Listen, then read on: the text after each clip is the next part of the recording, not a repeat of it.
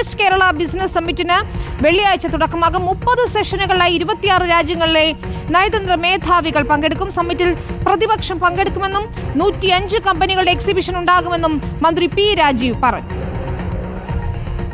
കേരളം കാത്തിരിക്കുന്ന invest Kerala global summit 21-ന് ആരംഭിക്കുകയാണ്. വിദേശ പ്രതിനിധികളടക്കം 3000-ഓളം ആളുകൾ പങ്കെടുക്കുമെന്നാണ് ഇപ്പോൾ കണക്കാക്കുന്നത്. അതിൽ 26 രാജ്യങ്ങളിലെ നയതന്ത്ര പ്രതിനിധികൾ പങ്കെടുക്കുന്നുണ്ട്. പിന്നെ നമ്മൾ ഒരു എക്സിബിഷനുണ്ട്. എക്സിബിഷൻ 105 കമ്പനികളുടെ എക്സിബിഷനായിരിക്കും. പരമ്പരാഗതവും പൊതുമേഖലയുണ്ട്. ഒപ്പം വിവിധ മേഖലകളിൽ കേരളം എവിടെ എത്തി നിൽക്കും. അഞ്ജലി ശ്രീജിത രാജുവിന്റെ വിശദാംശങ്ങളുമായി. അഞ്ജലി, വിവാദങ്ങൾക്കിടെയാണ് ഈ സമ്മിറ്റ് നടക്കുന്നത് എന്ന് തന്നെയാണ് ഇതിനെ ശ്രദ്ധേയമാക്കുന്നതും. മറ്റന്നാൾ തുടങ്ങുന്ന സമ്മിറ്റിൽ ഏതായാലും പ്രതിപക്ഷം എത്തുമെന്ന് അറിയിച്ചിട്ടുണ്ടല്ലേ?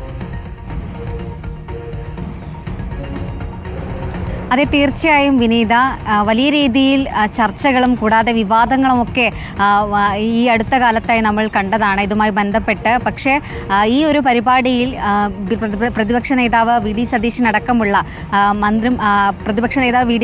അടക്കമുള്ള MLA-മാർ പങ്കെടുക്കുമെന്നും കൂടാതെ പ്രതിപക്ഷത്തിൻ്റെ പിന്തുണയുണ്ടെന്നുമാണ് പി രാജീവ് വ്യക്തമാക്കിയിട്ടുള്ളത്. പ്രതിപക്ഷ നേതാവിനടക്കമുള്ളവർക്ക് ആദ്യം തന്നെ ഇതുമായി ബന്ധപ്പെട്ടുള്ള ക്ഷണം നൽകിയതാണെന്നും അവരെ ക്ഷണിച്ചതാണെന്നുമാണ് മന്ത്രി പി രാജീവ് വ്യക്തമാക്കിയിട്ടുള്ളത്. ഈ ദ്വിദിന ഈ ഒരു സമ്മിറ്റ് നടക്കുക ബോൾഗാട്ടി പാലസിലായിരിക്കും.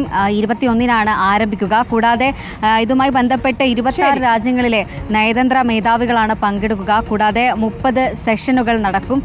കൂടാതെ ഈ UAE-യുമായി ബന്ധപ്പെട്ടിട്ടുള്ള മന്ത്രിമാരും അവിടെയുള്ള നയതന്ത്ര മേധാവികളും എല്ലാവരും ഈ ഒരു പരിപാടിയിൽ രാജ്യശ്രദ്ധയടക്കം ഉണ്ടാകുമെന്ന് തന്നെയാണ് മന്ത്രി പി രാജീവ്. നമുക്കറിയാം, വ്യവസായ വകുപ്പിന്റെ വളർച്ചയുമായി ബന്ധപ്പെട്ട് ശശി തരൂരിന്റെ ലേഖനവുമായി ബന്ധപ്പെട്ട് പ്രതിപക്ഷം രൂക്ഷ വിമർശനങ്ങൾ ഉയർത്തുന്നുണ്ട്. പക്ഷേ അതിനിടയിലും ഈ സമ്മിറ്റിൽ പങ്കെടുക്കും. തങ്ങൾ വികസന വിരോധികളല്ല എന്നാണ് വി ഡി സതീശൻ പ്രതിപക്ഷ നേതാവ് ഇന്നലെ വ്യക്തമാക്കുകയും ചെയ്തത്. അഞ്ജലി ശ്രീജിത രാജാണ് വിശദാംശങ്ങൾ നൽകിയത്.